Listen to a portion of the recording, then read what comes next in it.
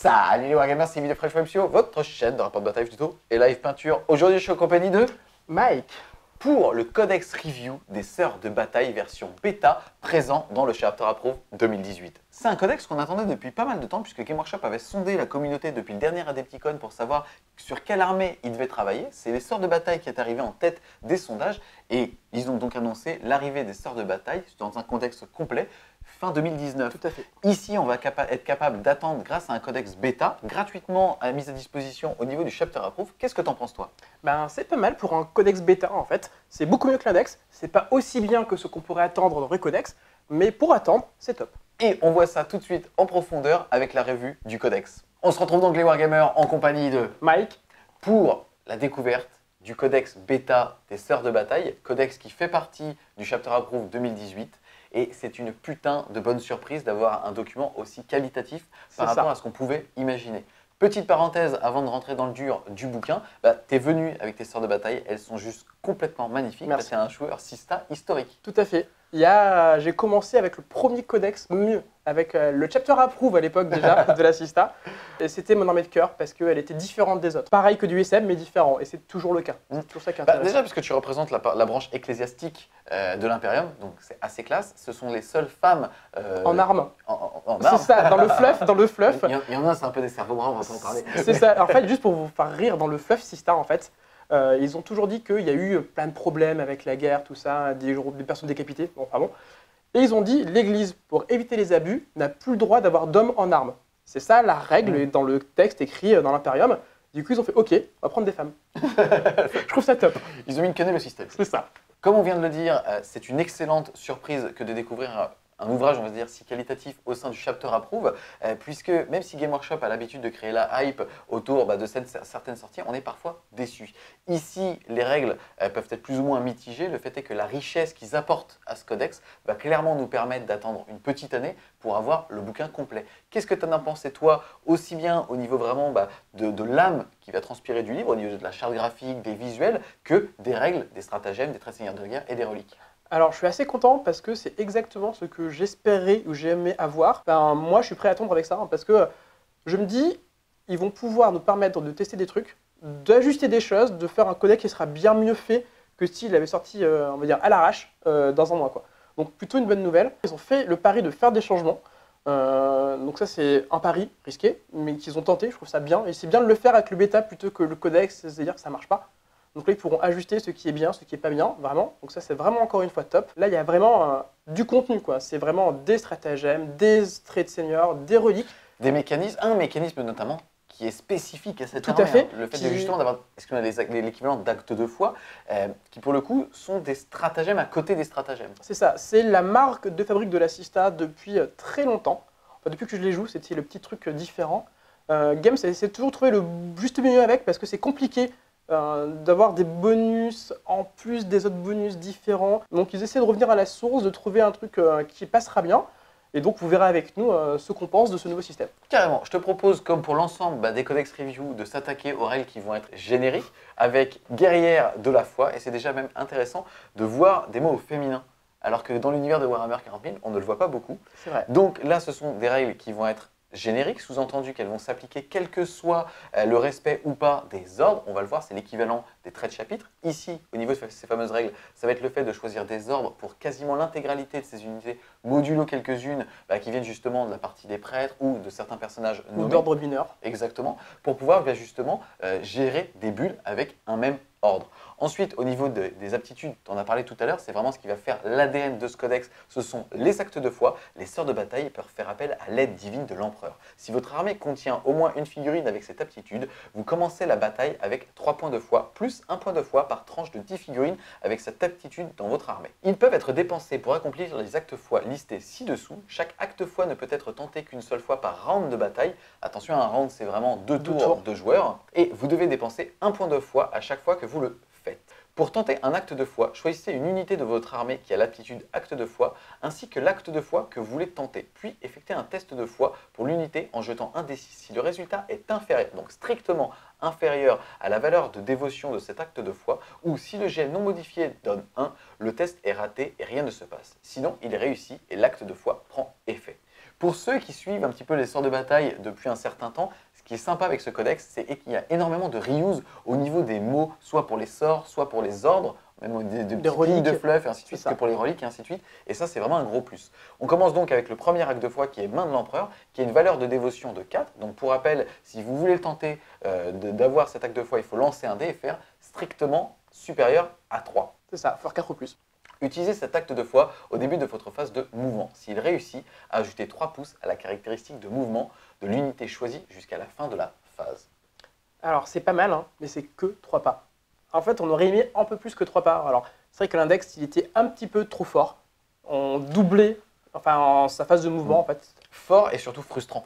Oui, parce que oui, l'adversaire, enfin un peu comme le psy en même temps, comme Wartime, c'est vrai que l'adversaire on râle, on peut pas faire grand chose, on peut pas contrer. Parce que là en plus c'est un acte de foi, donc il n'y a pas de contre qui existe. Exactement, ouais. C'était un peu frustrant. Là en fait c'est qu'une seule unité qui pourra bouger que de 3 pas. Donc sachant que dans un véhicule, on ne peut pas le faire parce que c'est au début de la phase de mouvement et donc on est déjà embarqué. Il n'est pas trop dur à lancer, une chance sur 2, mais malheureusement je trouve que le gain pour tenter ce point de foi n'est pas hyper rentable. D'accord. Je te propose de continuer justement sur l'ensemble et derrière on se permettra une petite critique justement sur la valeur en fait de dévotion. On passe à Esprit du Martyr qui a une valeur de dévotion de 3, sous-entendu il a une chance sur 3 de ne pas passer. Utilisez cet acte de foi au début de votre phase de mouvement. S'il réussit, une figurine de l'unité choisie récupère des 3 PV perdus ou s'il n'a aucune figurine blessée et que des figurines qui ont été tuées, vous pouvez faire revenir dans l'unité une figurine tuée avec un PV restant. Ça, j'aime bien. Alors, pareil, c'est un acte de foi qu'on connaît. Lui, il est hyper utile. Alors, il ne sera pas utilisé tout le temps, mais l'option de remettre une figurine pour prendre un objet, pour gagner du mouvement, pour éviter de faire plein de choses, embêter l'adversaire, rester plus au close, enfin, ça a plein d'intérêt. Et je le trouve vraiment top. Ensuite, on va passer à Égide de l'Empereur, qui lui aussi a une valeur de dévotion de 3. Utilisez cet acte de foi au début de la phase psychique adverse. S'il réussit, jusqu'à la fin de la phase, jetez un D6 chaque fois que l'unité choisie subit une blessure mortelle. Sur 4+, la blessure mortelle est ignorée. Et ça fait penser au fameux sort du domaine Librarian des Space Marines. C'est très fort en phase de psy. C'est ça, on permet de se protéger de toute mortelle. Donc en gros, le smite, soyons francs. Et ce qui est fort, c'est le seul qui se lance en dehors de son tour. On peut faire des blagues avec ça, c'est assez intéressant. Alors ce qui est très intéressant, c'est aussi de voir justement toute la capacité contre-psy qu'apporte le codex sort de bataille. Ça c'est normal, c'est quand même à la base Witch Hunter. C'est vrai ça. Donc ce sont des tueurs de psycheurs, ils sont censés avoir l'équipement pour tuer du psycheur. C'est vrai, mais le fait est que nativement, ils sont capables de dissiper à 1 dé, il y a un stratagème pour les faire dissiper à 2 dés. Voilà, il y a quand même énormément de choses qui leur permettent de se prémunir d'une phase de psy trop agressive. On passe ensuite au guidage divin, au divin guide. Justement pour les personnes qui connaissaient les anciens actes de foi, utilisez cet acte de foi au début de votre phase de tir. S'il réussit, ajoutez 1 au jet de touche des attaques de cette unité avec des armes de tir jusqu'à la fin de la phase. Il est top. Alors, valeur de dévotion 4, donc la moyenne. Lui, je trouve bien. Pareil, on aime tirer, donc autant qu'on tire bien, parce qu'on tire pas beaucoup. Et surtout, on a des unités en Sista qui rigolent pas des masses en tir, aussi bien justement les rétributeurs qui vont balancer l'ichet de pruneau de bolter lourd pour pas énormément de points en fait. Il n'y a aucune grosse unité qui va faire le café en Sista, mais plein de petites qui peuvent être très efficaces. On va penser à celle-là justement donc avec des bolters lourds, on va penser justement aux autres avec 4 fuseurs par exemple, ou 4 lance-flammes ou ainsi de suite. Et ça peut être très sympa d'avoir un jet de +1 pour toucher, surtout quand on voit justement la puissance que peut apporter le Stormbolter dans cette armée-là. En fait, il faut savoir qu'on a un stratagème qui permet d'avoir un bonus pour la reroll des 1 pour blesser, qui ne s'active que lorsqu'on a réussi un acte de foi. Donc en fait, il marche en combo. Donc c'est-à-dire que quand on lance Divin Guide, il faut savoir que souvent le joueur va vouloir lancer le stratagème pour 1 CP juste après pour avoir +1 pour toucher et reroll des 1 pour blesser. Ça va ensemble. C'est vraiment la combo qu'ils ont fait et ça c'est vraiment cool je trouve. Carrément. On peut pousser ce combo puisque comme pour l'ensemble de l'Imperium, on va avoir des petits persos qui vont avoir reroll des 1 pour toucher à 6 pouces, voire à 9 dépendamment, ce sont traits de seigneur de guerre. Donc ça peut être assez intéressant. On passe ensuite à la passion, la passion. Qui a une valeur de dévotion de 5. Utilisez cet acte de foi au début de votre phase de combat. S'il réussit, l'unité choisie peut combattre 2 fois à cette phase. Il est top parce que, alors certes l'adversaire peut interrompre, donc on va taper, il va pouvoir jouer et nous on va pouvoir le réactiver. Mais surtout, ça veut dire qu'on va enfin avoir des persos qui vont découper des choses. L'assistant ne va pas faire grand-chose. Une sœur de base n'est pas forte au close, pardon. Ça n'a jamais été vrai, ça ne sera pas le cas. On a bien le Repentia qui pourrait en profiter. Mais Repentia, ça reste de Repentia. Donc du coup, je trouve que c'est hyper utile avec une Chanois bien équipée ou la Sainte. C'est vraiment le stratagème qu'elles vont apprécier au plus haut point. Mais il est dur à lancer. On en reparlera quand on verra justement certaines reliques qui, en plus de C'est la ça. sainte, peut te proposer deux personnages qui deviennent des gros tons, avec un taux de C'est ça. testostérone assez bas, parce que bon, c'est les glandes surrénales quelque Elles n'ont part. pas besoin, elles. Mais ouais, c'est ça, c'est ça. Mais Elles ça reste compensent pas. Exactement. Ensuite, on passe à Lumière de l'Empereur, qui a une valeur de dévotion de 3. Utilisez cet acte de foi au début de la phase de morale. S'il réussit, l'unité choisie réussit automatiquement les tests de morale à cette phase. Alors ça, c'est normal. Que la Sista y arrive, c'est normal. Historiquement, on avait des livres de Saint-Lucius qui faisaient que les sœurs étaient pratiquement sans peur en mieux. Donc du coup, c'est pas choquant qu'elles aient un acte de foi qui n'existait pas avant, qui permettent justement de fiabiliser le moral. Parce que c'est des nonnes, hein. Elles prient, elles n'ont pas peur. Donc je trouve ça bien. Complètement, ouais. On a fait le tour des différents actes de foi. Avant de t'interroger un petit peu dessus pour savoir justement ce que tu en penses en force et en faiblesse, on a aussi toujours en règle générique, on va voir bouclier de foi. Les figurines de cette unité ont une sauvegarde invulnérable de 6+. De plus, les unités avec cette aptitude peuvent tenter d'abjurer un pouvoir psychique à chaque phase psychique ennemie de la même façon qu'un psycheur. Lorsqu'elles le font, choisissez une figurine de l'unité et mesurez la portée et la ligne de vue depuis elle. Lorsque vous tentez de cette abjuration, jetez un D6 au lieu de 2D6. Le pouvoir psychique est contré si le jet est supérieur au test psychique qui a manifesté le pouvoir. C'est ça, ça nous permet d'abjurer des petits smites. Ensuite, on va avoir la règle zélote, qui là pour le coup ne s'applique pas au système de base, ça va s'appliquer à certains spécifiques qui vont avoir justement cette aptitude. Vous pouvez relancer les jets de touche ratés pour cette unité à un tour lors duquel elle a effectué un mouvement de charge, a été chargée ou a fait une intervention héroïque. L'ancienne N, en fait, je reroll tout, premier tour de close. Alors pour différencier qui a accès au bouclier et aux zilotes, pour faire simple, tous ceux qui est Adeptus Sororitas a accès au bouclier de la foi, tous ceux qui est de l'église pure, on va dire les prêtres, les conclaves, ça sera des zilotes avec une exception, parce que c'est les Crusaders qui ont accès aux deux. C'est une exception. En général, ça permet de faire la distinction entre les deux sous-factions en fait, de ce mini-codex. On précise aussi que les véhicules ont la règle bouclier de foi. Tout à Et c'est fait. quand même très rare d'avoir des rhinos. Alors on va les payer un petit peu plus cher Ouais, 4 points, ça va. parce qu'il va avoir une invue 6, mais c'est surtout que ça te fait des rhinos de contre de sort. Et C'est ça, ça. c'est super chouette. Et c'est frustrant pour l'adversaire. Carrément. On a fait le tour justement des règles qui vont être génériques. Que penses-tu de ces fameux actes de foi? Je trouve qu'il y a quand même une certaine frustration qui est qu'ils ne passent pas auto. Et en plus de ça, c'est vraiment basé sur la chatte. Enfin, quand on regarde que la plupart ont une chance sur deux de fonctionner, ça va être aussi très consommateur en point de commandement de devoir les relancer. Et attention, comme c'est des points que tu vas lancer au début de la phase de tir, si jamais tu claques ta relance, tu ne l'auras pas pour l'ensemble du tour. Et c'est pour l'ensemble de la phase, pardon. Et c'est là où je trouve que, je pense que c'est une armée qui, à cause des actes de foi, peut créer pas mal de frustration. Alors, oui et non. En fait, pour moi, ils ont essayé de revenir aux tout premiers actes de foi qu'ils ont fait, où on avait un pool limité. Donc, je trouve ça top, histoire d'avoir un pool qu'on augmente avec différentes unités personnages. Après, les actes en eux-mêmes, en fait, il y a du bon et du moins bon.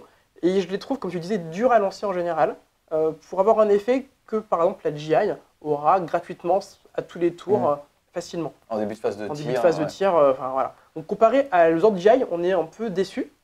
Après, on peut les fiabiliser. En fait, il existe des unités, des ordres, des choses qui vont permettre d'avoir des bonus +1 et une reroll. Donc on pourra avoir des tests à 3+, 2+, reroll. 4+ reroll dans le pire des cas. C'est quand même pas dégueulasse, sans prendre de chamallow justement. Donc ils ont pensé à ça, mais c'est basé son armée autour d'actes de foi qui sont pas top. Donc peut-être qu'il y a mieux à faire. On passe maintenant aux règles qui vont être spécifiques, sous-entendu la fureur des justes, qui ne s'appliqueront que si son armée est réglementaire et qui en plus de ça n'a voué sa foi qu'à un seul ordre. Même si on va voir, il y a quelques petites restrictions. Au niveau des aptitudes, on va déjà avoir délégation cléricale. Un détachement sans aucun ministérium priest ne peut comprendre qu'une seule unité conclave guerrière de L'ecclésiarchie. Exactement. Alors déjà, c'est aussi sympa puisqu'on va le voir après par rapport à ces fameuses convictions d'ordre, mais on va avoir aussi la règle les pieux et les pénitents, puisque les unités de ce codex et listées ci-dessous peuvent être incluses dans un détachement adepta sororitas sans en empêcher les autres unités de gagner une conviction d'ordre. On va retrouver Célestine, ces Germinae, les hospitaliers, les dialogus, les machines de pénitence, les figurines Ministerium Priest et les figurines conclave guerrières de L'ecclésiarchie. D'accord. Alors c'est hyper intéressant parce que c'est le premier truc que vous regarderons ceux qui jouent avec l'index. on ne pouvait pas mélanger un prêtre et de l'assista parce qu'on n'avait pas accès aux Les stratagèmes. machines de pénitence, alors que c'était une J'avais aberration, pas droit. c'était vraiment la machine que les sistas envoyaient. Et... C'est ça, c'était un sous-ordre et du coup tu n'avais pas le droit. Et du coup là ils ont bien pensé à ça cette fois et du coup on peut bien mélanger un prêtre avec une sista sans casser les mécaniques de jeu. Ça c'est déjà fort et très très bien. Carrément. Avant de passer justement à ces différents ordres, qui sont ni plus ni moins que des tactiques de chapitre, on va avoir force de la foi, c'est le fait tout simplement d'être super opérationnel quand on arrive à porter d'un objectif avec les choix tactiques de troupe. Enfin la troupe. On passe maintenant aux convictions d'ordre. Pour rappel, les convictions d'ordre ne s'appliquent que aux unités de type infanterie. C'est ça. Donc la machine de pénitence, elle l'a dans le cul. Les rhinos... Il n'y a pas droit, donc c'est pas très Oui, grave. Elle le vit mais bien, elle le vit bien. mais le fait est que c'est encore une fois que infanterie. Et avec l'Astartes, c'est quand même les seuls codex C'est dans ça. lesquels les traits de chapitre ne s'appliquent qu'aux unités de type infanterie, Dreadnought, mon cul, mais pas à tout le codex. Pas aux autres. Et du coup c'est vraiment, je comprends pas pourquoi. En plus, ils sont connus pour avoir les meilleurs véhicules, donc ils tournent en vieux. Non, en fait, je comprends pas pourquoi le Rhino, l'Immolator, l'Exo n'ont pas accès au bonus. Alors, L'exo, il serait très... enfin, il serait déjà certains, très fort, alors c'est vrai que certains ordres n'auraient aucun intérêt sur les véhicules. C'est vrai, certains. Mais c'est pas grave. C'est juste que d'autres, pour être utiles, ils sont pas utiles. Donc du coup, on est un peu déçus. Ouais, carrément. J'enchaîne donc avec ces fameux ordres. On commence par cœur valeureux. Chaque fois qu'une figurine avec cette conviction perd un PV, jetez un D6 sur 6. Le PV n'est pas perdu. Donc c'est le trait, on va dire, l'ordre hyper connu. Beaucoup de codex longs, les SM, les Eldar noirs, c'est les orques. Tout le monde le connaît. C'est le fameux Feel No Pain à 6, Exactement. qui est hyper pratique, parce qu'il marche sur plein de choses. Alors, vraiment, moi, c'est un de mes préférés, puisque déjà, il faut voir que quand on va jouer un codex full sista, on risque d'avoir beaucoup de figurines. On peut en Déjà, avoir parce qu'on beaucoup. l'a dit juste avant, les points de foi sont calculés par tranche de 10 figurines, et donc on va systématiquement au moins passer les 50-60 figurines. Et le simple fait d'annuler PV perdu sur un 6, c'est 16% de figurines en plus sur du mono dégâts. Sachant qu'une sœur a une souris à 3 plus de base, plus une invue à 6, donc c'est quand même pas dégueu. Carrément. Et on le verra, mais il y a aussi moyen de le booster par la suite. Ensuite, on va passer à l'ordre Notre-Dame des Martyrs. Chaque fois qu'une unité avec cette conviction de votre armée est détruite, vous gagnez un point de foi. Ouais. C'est bien, hein, on a plein de points de foi comme ça, mais ouais. On vient de le dire, dans des listes thématiques Sista, on aura certainement beaucoup d'actes de foi. Donc du coup, c'est ça. Donc c'est pas forcément celui qui me fait le plus de l'œil. On enchaîne ensuite avec Calice d'Ébène. Ajoutez 1 au résultat des tests de foi des unités avec cette conviction.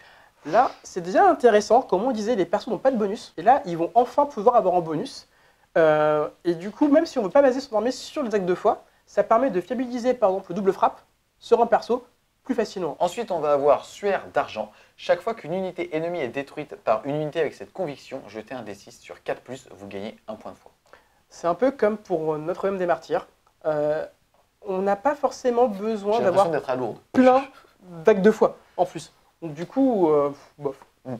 Ensuite, on enchaîne avec Rose de Sang. Ajoutez 1 aux caractéristiques de force et d'attaque d'une figurine avec cette conviction à un tour lors duquel elle a effectué un mouvement de charge, a été chargée ou a effectué une intervention héroïque.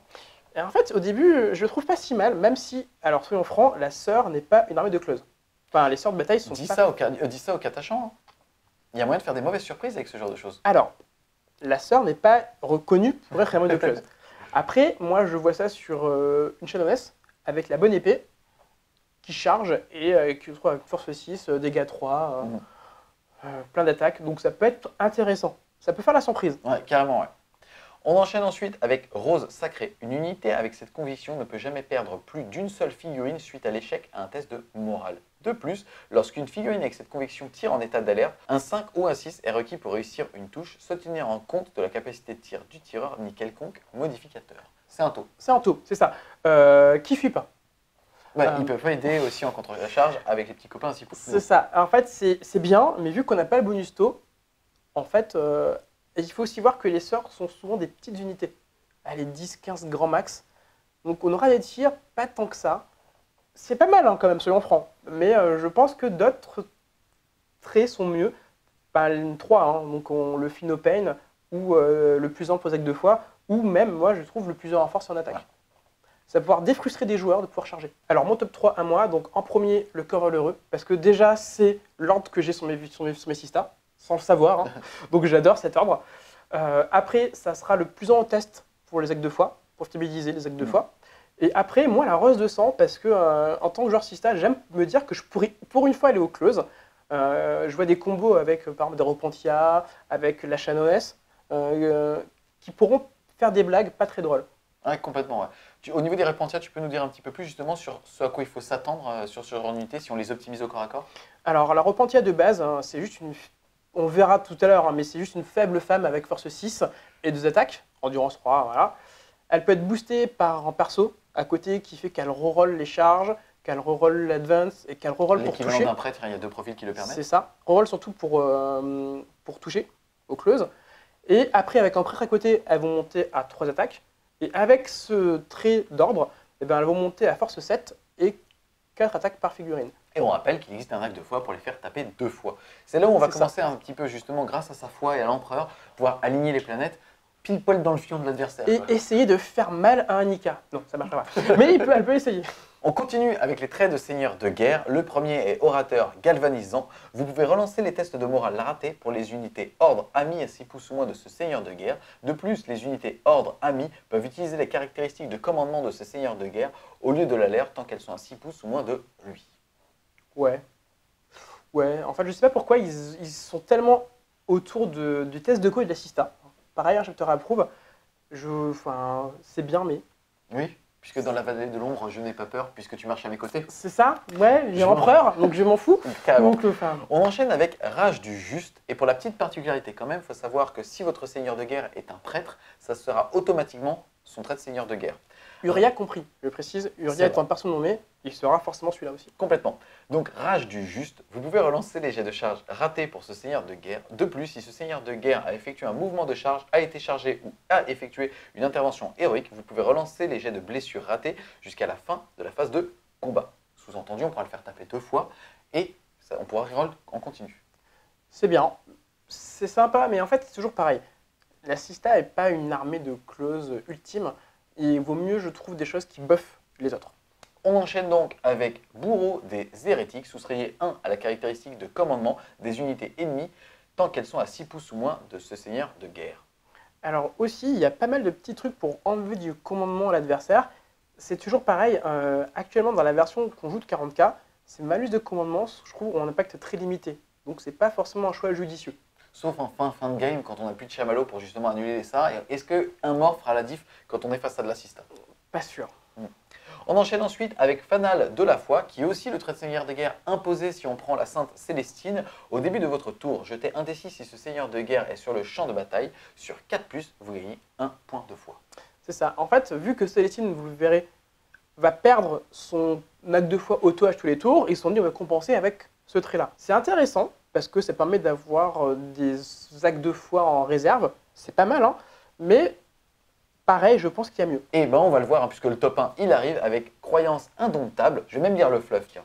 Ce champion a une telle force en ses croyances que ses partisans refusent de céder face aux ennemis de l'empereur. La sauvegarde invulnérable que reçoivent les unités ordre amis grâce à l'aptitude bouclier de foi est améliorée à 5+, tant qu'elles sont à 6 pouces ou moins de ce seigneur de guerre. Donc là, on a une bulle, comme le faisait avant la Sainte, de 5+1 vue autour de ce perso. C'est top. Carrément, hein, c'est super fort. Hein. Ça marche aussi sur des véhicules. Je rappelle, les exos, les rénaux, les émulateurs sont donc aussi en 5+1 vue. Il faut aussi savoir qu'on a des bonus qui existent, enfin, via très connu la Sainte, qui donne +1 au bouclier de la foi. Donc on était de 6 à 5 avec ce trait, et on passe à côté de la Sainte de 5 à 4. Donc on a donc des sœurs qui sont en 4+1 vue. Et on le verra, mais il y a aussi une unité qui est capable de justement descendre à 3, puisqu'elle va aussi avoir un bonus de plus 1. C'est ça, et que ça se cumule. Donc sinon, il y a aussi une bannière qui donne +1 aux invus, donc on peut avoir différents moyens d'avoir une 3+ d'invus, donc les séraphines qui ont un bonus de +1, ou la bannière qui permettra une fois par game d'avoir pendant un round de bataille, donc le sien, enfin 2 tours de joueur, enfin le sien sur l'adversaire, d'être 3+1 vue. Excuse-moi, on précise hein, que tout ça, alors hormis la bannière, c'est des buffs passif. Sous-entendu, si on fait bien ses bulles au début de la partie, qu'on n'a pas le tour 1, déjà au début du round, on est capable de claquer cette bannière. Et donc, on peut avoir une armée de 6 stars dans une bulle de 12 à 18 pouces, dépendamment justement des bulles, des reliques et ainsi de suite. Full invulnérable à 3+1. Et il ne faut pas être complètement dans la bulle. Il faut bien que l'unité soit à portée. Donc, on peut avoir des grandes ramifications de 6 stars qui sont 4+1 vue. Et on commence justement un petit peu à cerner aussi la direction qui est en train de prendre cette armée, qui étonnamment va être une armée populeuse et relativement tanky. C'est ça. Qui manquera certainement d'impact, ça on le verra quand on va parler justement de l'arsenal, mais en tout cas ça commence à être assez intéressant puisque l'empereur protège. C'est sûr. Et c'est pas déconnant, vu qu'avant, la Cissa était une armée les plus résistantes du jeu, à une époque. Ironiquement, hein, les faibles femmes, qui étaient un prince démon, pas grave. Et en tout cas, le dernier, ça va être pureté de volonté. Ce seigneur de guerre peut tenter d'abjurer un pouvoir psychique supplémentaire à chaque phase psychique ennemie, comme décrit dans l'aptitude bouclier de foi. De plus, les psycheurs ennemis doivent soustraire 1 à leur test psychique tant qu'elles sont à 12 pouces ou moins de ce seigneur de guerre. Alors, il est intéressant, mais il nécessite de faire des combinaisons. En fait, parce qu'il faut savoir que le bouclier, c'est que 1 dé. Donc, avec 1 dé, on ne va pas abjurer grand-chose. Il faut forcément passer par une relique qui permet de passer à 2 dés. Et dans ce cas-là, on a un perso qui peut tenter 2 abjus à 2 dés. Donc, du coup, c'est intéressant. Mais ça nécessite pas mal de combinaisons pour y arriver. Contre des types d'armées adverses, ça peut être intéressant. Mais sinon, c'est quand même compliqué à jouer. Sachant que les 12 parts, ça arrivera pratiquement jamais. Hein. On a fait le tour des différents traits de seigneur de guerre. Au fur et à mesure, justement, qu'on commence à les dépiler, on se rend compte un petit peu des synergies qu'on va retrouver dans ce codex en bêta. Est-ce que tu n'as pas peur, finalement, qu'on soit comme dans 75% des codex, à systématiquement prendre le même trait de seigneur de guerre, la même relique, et ainsi de suite? Enfin, là, il n'y a pas tellement de comparaison avec Croyance Indomptable, qui, pour rappel, permet de passer d'invulnérable à 5+, qu'à 6. C'est plutôt que les autres sont pas intéressants, en fait. Le 6 peut être, dans certains cas, hyper intéressant, mais il faut vraiment jouer contre avec plein de petits cœurs. Il y en a de moins en moins, quand même, donc c'est moins utile. Et la Croyance, c'est juste un buff passif qui marche... souvent, les traits forts sont des traits de buff, en fait, ou qui rendent le perso super fort. Là, il n'y a rien qui transforme un perso en monstre. Il n'y a pas grand-chose. Hein. La rage du juste est sympa, mais, ouais, sans plus. Parce que, pour info, une jeunesse touche à 2+ reroll. Pas besoin de plus de trucs.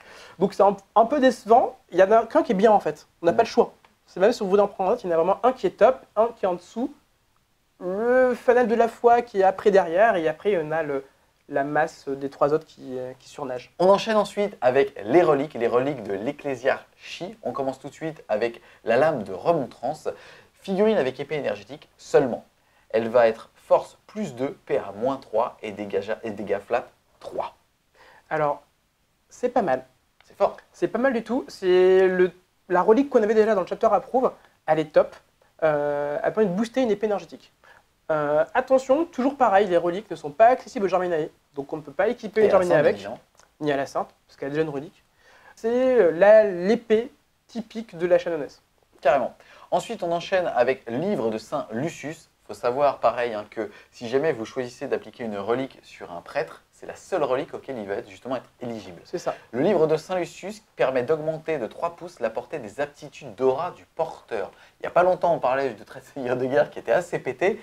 Là, tout de suite, ça permet de faire une bulle de 18 pouces. Hein. C'est ça. Et c'est vraiment top parce que en plus de permettre d'augmenter le buff du trait, ça marche aussi avec le buff de la Shannoness qui est le plus relance des 1 en fait. Donc c'est quand même top. Ouais, complètement, ouais. Ensuite, on passe à Brasero de la flamme éternelle, jeu des DD6 au lieu d'un D6 pour les tests d'abjuration effectués par les unités ordre amis qui utilisent l'aptitude bouclier de foi à 6 pouces ou moins du porteur. Et ça, c'est génial parce que ça permet d'avoir des vrais psycheurs, comme des psycheurs pour abjurer. Donc, c'est vraiment génial. Complètement, ouais. On va pas trop s'attarder justement sur les trois dernières reliques. On va juste quand même souligner leur nom puisqu'on va avoir litanie de foi qui permet à chaque fois qu'on claque un acte de foi sur un tiers de chance justement de récupérer ce point. On va avoir le manteau d'Ophélia qui était vraiment la relique auto-incluse dans les versions précédentes puisque ça permettait d'être immunisé au mort instantané. Là, ça va quand même donner pour Canoness une invulnérable à 3+. C'est bien, c'est pas déconnant. Complètement. Et ensuite, Colleur de l'Empereur, qui est un pistolet à portée 18 pouces, qui va faire force 5, PA-1, damage 2. Mais encore une fois, on ira quasi systématiquement chercher une des 3 premières reliques. C'est ça. Ou même plusieurs. On enchaîne ensuite avec les stratagèmes. Stratagèmes qui font bien plaisir quand on justement voit que c'est un codex en bêta, qui fait partie du chapter approve, entre guillemets gratuitement. On a vraiment une certaine forme de latitude de jeu, et ça, c'est pas mal. Au niveau des stratagèmes, on a les habituels, ouvrez les reliquaires qui vont de 1 à 3 PC pour avoir 1 à 2 reliques supplémentaires. Ensuite, on va avoir pas mal de stratagèmes qui vont être spécifiques à certaines unités. Ça, on s'attaquera dessus justement quand on passera sur les différentes unités. On va avoir un petit stratagème un peu fun qui s'appelle ne tolérez pas les sorciers, qui permet quand on tape justement, que ce soit au corps à corps ou au tir, un psyker, on puisse relancer les jets de blessure ratés. À part sur un Mortarion, un Magnus ou un sorcier, mais en général, quand on va être proche de ces mecs-là, on va plutôt faire la tronche. C'est ça. Ça va être assez limité. Ensuite, le premier sur lequel on va vraiment s'attaquer, c'est foi et fureur. Il vaut 1 PC. Utilisez ce stratagème après un test de foi réussi pour unité Adepta Sororitas de votre armée. Vous pouvez relancer les jets de blessure de 1 pour cette unité jusqu'à la fin de la phase. Et comme on l'a vu tout à l'heure, même l'acte de foi qui permet de taper 2 fois, s'utilise non pas comme un stratagème qu'on peut voir dans d'autres codex où en général c'est à la fin de la phase, là c'est au début de celle-ci, on sait qu'on va pouvoir taper 2 fois. Donc on va pouvoir le claquer dès le début de la phase pour systématiquement relancer les 1 pour blesser. C'est ça, il est hyper intéressant parce qu'il n'y a absolument pas une autre manière dans le codex de fiabiliser facilement leur rôle des 1. Et du coup, l'acte de foi déclenche ce stratagème qui est vraiment une combo de l'acte de foi. Et ce qui est intéressant, c'est que cet acte de foi qui fait qu'on reroll les 1 va marcher en combo avec d'autres stratagèmes dont on va parler juste maintenant. Exactement, puisqu'on va parler de Bolt Béni qui lui aussi vaut 1 point de commandement. Utilisez ce stratagème avant de tirer avec une unité d'infanterie Adeptas Sororitas de votre armée à la phase de tir. Jusqu'à la fin de la phase, la caractéristique de PA des Bolters Storm des figurines de cette unité devient -2 et la caractéristique de dégâts devient 2.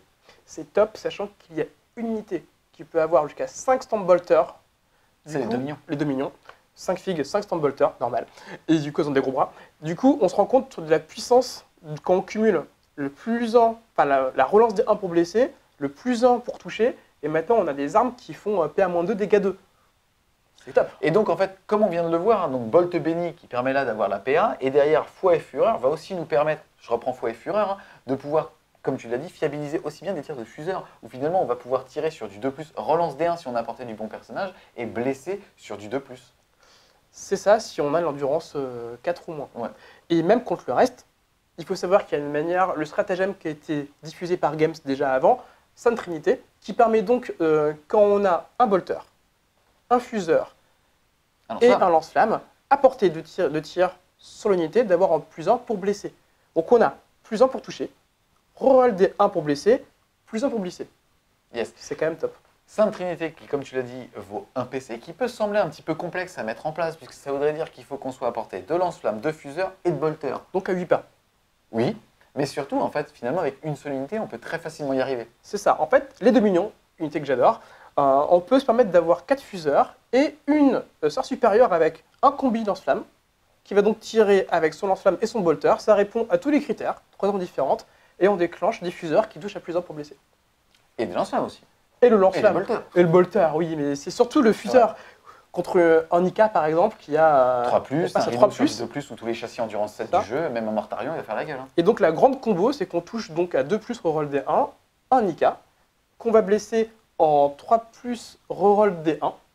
C'est quand même pas mal. Ouais. On continue les stratagèmes avec un qu'on connaît déjà, qui est Pureté de la foi, qui pour un PC utilise ce stratagème lorsqu'un psyker ennemi manifeste un pouvoir psychique à 24 pouces ou moins d'unité Adepta Sororitas de votre armée. Jetez un D6 sur 4+, ce pouvoir psychique est contré et ses effets sont annulés. C'est une des raisons pour lesquelles, en ultra compétitif, certaines personnes vont chercher de l'assista. C'est que même un Magnus, un Harryman qui ont des énormes bonus qui sont capables de faire, ou même un orc qui lançait à 24 son smite. Exactement. Ici, on fait ta gueule sur un 4+, ça passe pas. Ça. Un Wartime, t'en parlais tout à l'heure. Tout ce qui va être capable de vraiment sanctionner l'assista, et ben une fois par phase, on est capable de dire j'utilise mon PC, je suis à 24 pouces, ta gueule, tu le feras pas. C'est sympa. C'est fort.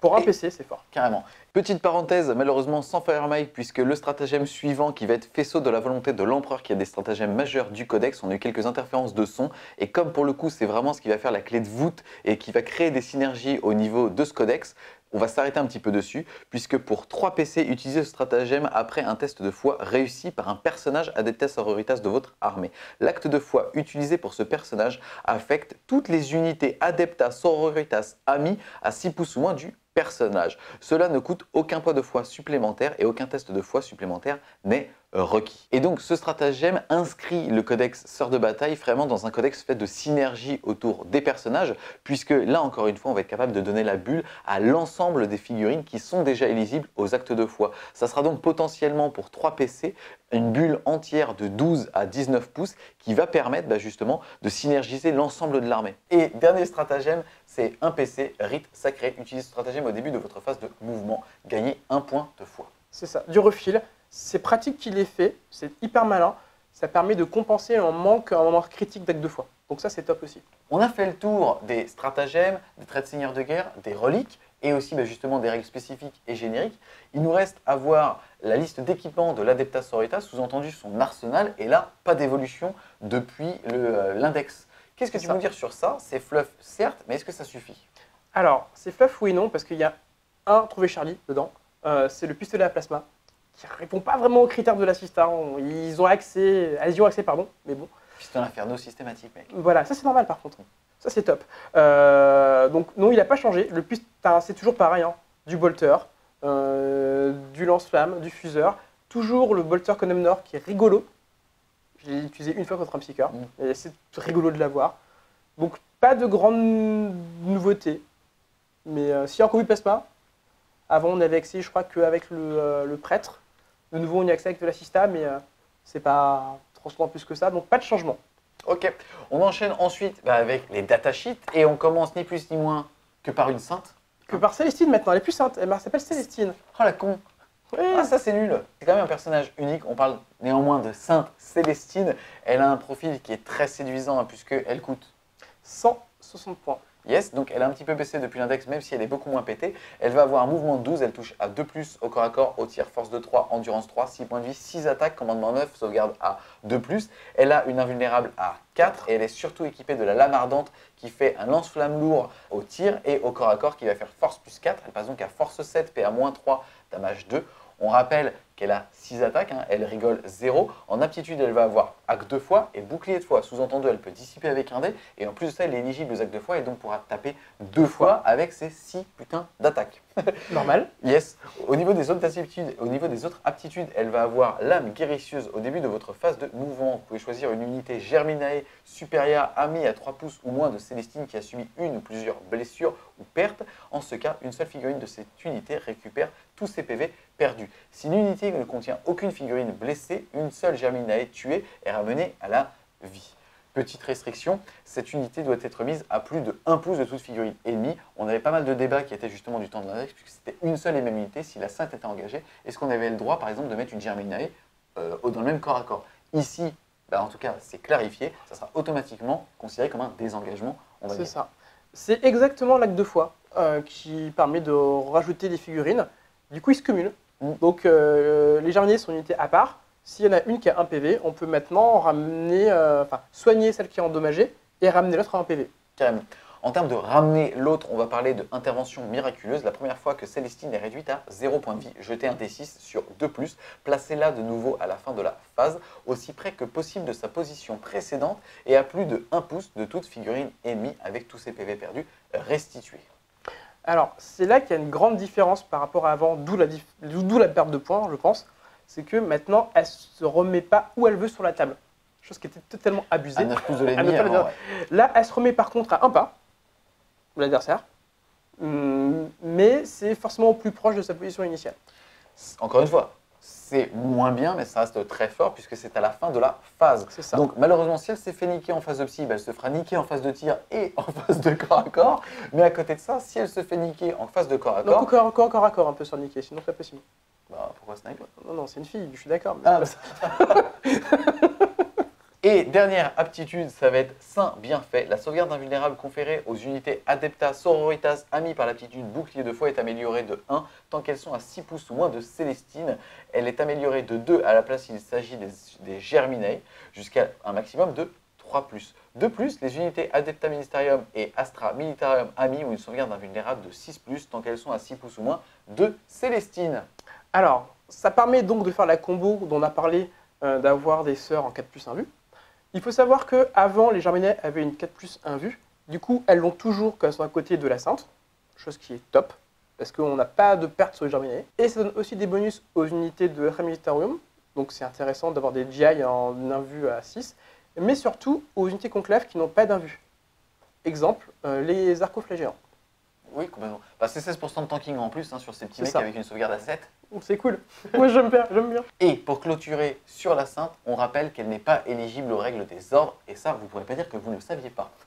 On enchaîne ensuite avec la canonise, la chanoinesse. Elle a un profil super séduisant, elle ne vaut que 45 points à poil. avec épée tronçonneuse et son symbolteur. Ensuite, si on veut la rendre un petit peu plus punchy et la mettre avec un fuseur, Un pistolet inferno, pardon, c'est plus 7 points.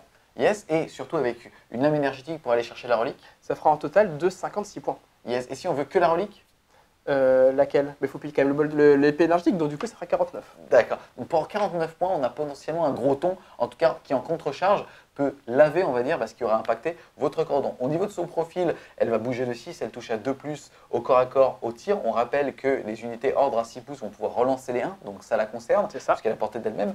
Elle a force 3, endurance 3, 5 points de vie, 4 attaques, commandement de 9 et une sauvegarde à 3 avec une invulnérable à 4. Elle a les aptitudes acte de foi et bouclier de foi. Qu'est-ce que tu peux nous dire sur elle, même si tout est dit quelque part? Alors elle est top, mais elle a perdu deux choses. Elle a plus accès à l'Eviscerator. Ok, tant pis. C'était pas rarement joué, donc c'est pas très grave. Et elle n'a plus accès à la version que j'aimais beaucoup. C'était la chaîne de tir avec Bolter, Stone Bolter. Ce n'est plus possible non plus.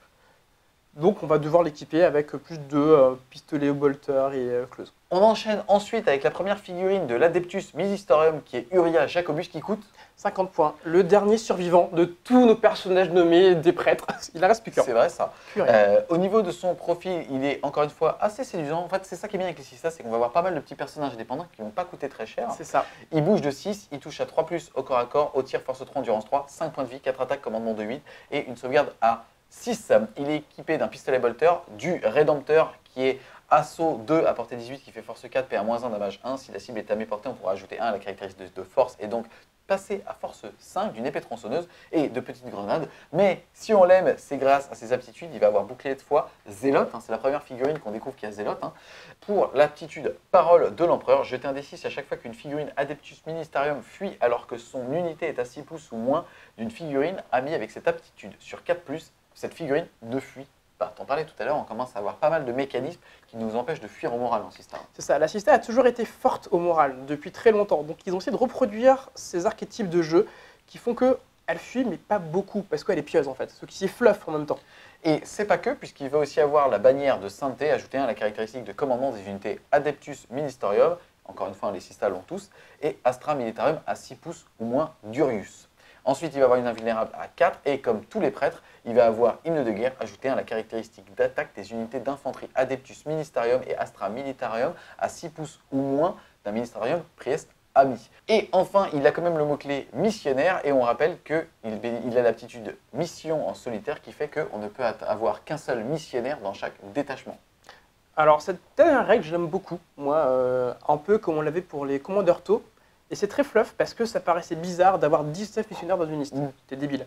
Donc là, ils ont bien dit, non, il y a un chef dans son détachement qui mène ses mecs. C'est top. L'IDM est toujours aussi efficace parce qu'il booste tout le monde. Le plus d'attaques marche sur les Arcos, sur les Shannon-West, qui passe à 5 attaques, sur la Sainte, qui monte à 7 attaques. Donc il y a pas mal de combos qu'on peut faire. On rappelle qu'ils peuvent potentiellement tous taper 2 fois. C'est ça, tout ce qui est Sista. Donc c'est hyper fort. On continue d'ailleurs avec un autre profil qui a le mot-clé missionnerie. Ça sera donc à choisir, comme tu viens de le dire, dans les détachements. Donc le missionnaire, il vaut 35 points. C'est un petit peu le Jacanus du pauvre, dans le sens où il va avoir un profil un petit peu similaire, sauf que lui, il va toucher à 4 au corps à corps au tir. Il a un PV de moins, il n'en a que 4. Il a 3 attaques, commandement de 7 et une sauvegarde à 6, même s'il a une invulnérable à 4.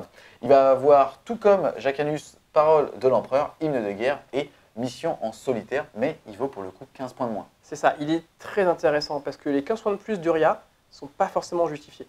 Là, on a 35 points, un mec qui fera la même chose. On enchaîne avec le nerf de la guerre, vraiment la colonne vertébrale des Sistas. Malheureusement, il n'y a qu'un seul disque dans cette colonne vertébrale. Depuis des années, il y en a qu'un. C'est vrai.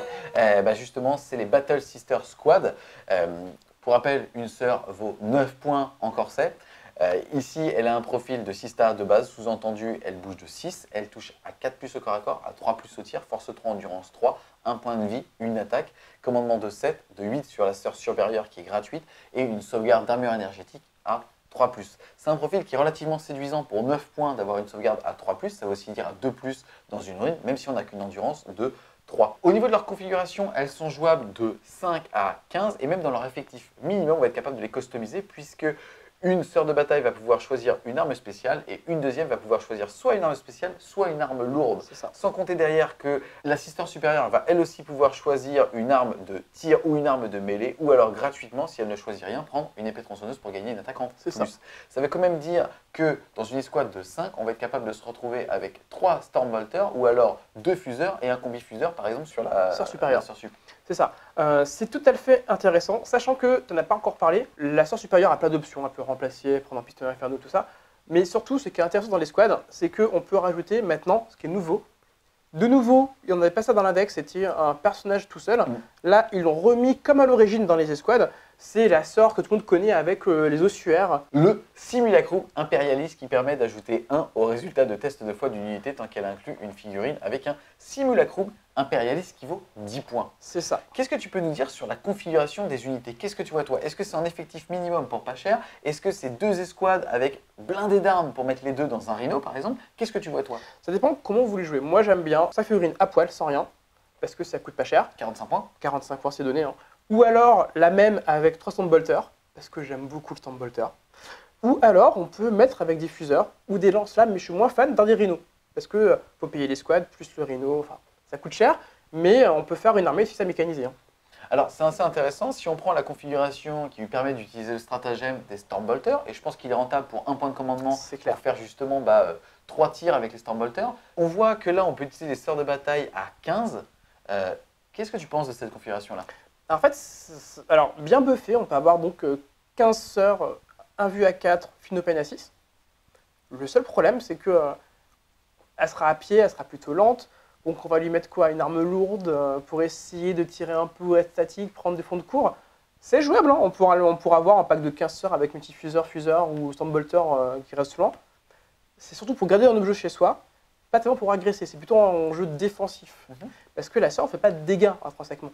En fait, elle tient, mais elle ne fait pas de dégâts. On enchaîne avec les choix d'élite. On s'attaque aux Germinae Superia. Hein. C'est les copines justement de Célestine. Tout à fait. Sainte Célestine. Elles sont jouables de 1 à 2 et valent 21 points pièce. Yes. Donc à 2 42. Yes. Au niveau de leur profil, c'est des Sista qui ont 2 PV et qui bougent de 12. Elles sont nativement équipées de pistolets bolters, d'épées énergétiques et de grenades frag et crack. Elles sont surtout là en fait justement pour pouvoir escorter ce qui va bouger vite ou en tout cas aller se téléporter et aussi jouer le rôle de garde du corps puisqu'elles vont avoir les aptitudes gardiennes divines. Si votre armée est réglementaire, c'est une unité qui n'occupe pas de case dans un détachement qui contient Célestine. Les Germinae Superia ne peuvent jamais avoir de trait de seigneur de guerre. Jetez un D6 chaque fois que Célestine perd un PV en étant à 3 pouces ou moins de cette unité sur 2+. Célestine ne perd pas ce PV, mais cette unité subit une blessure mortelle. J'aime beaucoup les Germinae. Alors, elles ne feront jamais beaucoup de dégâts, malgré qu'elles ont un profil qui est sympathique. Simplement parce qu'elles bénéficieront jamais des bonus d'une Shadowless, parce qu'elles n'ont pas ordre, comme la Sainte, ce qui est embêtant. Malgré tout, le fait qu'elles puissent absorber quand elles veulent les points de Célestine, c'est intéressant. Je trouve ça fort, en fait, intrinsèquement. En plus, elles peuvent se soigner, donc c'est pas mal. Par contre, le truc qui est intéressant à voir, c'est qu'en Sista, vous le verrez encore après, on n'a pas la même contrainte que l'on peut voir dans d'autres codex.